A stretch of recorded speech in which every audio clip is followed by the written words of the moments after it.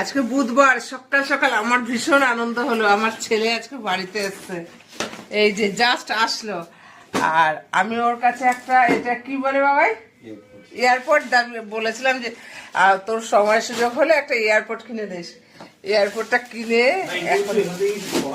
হ্যাঁ এয়ারপোর্টটা কিনে এনে আমার হাতে দিল, বলে এই নাও।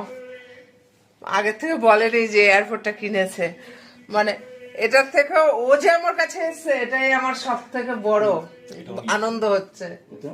আবার কবে নিলি এটা?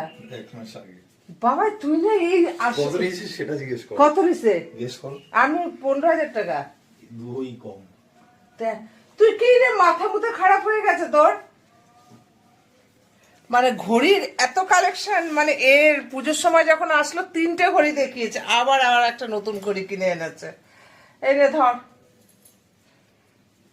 এই যে এই গিফটটা বলেছিলাম এখন না পরে দিস, কিন্তু আজকে এসেই আমার হাতে দিল, না তোমার জন্য এটা কিনে এনেছি।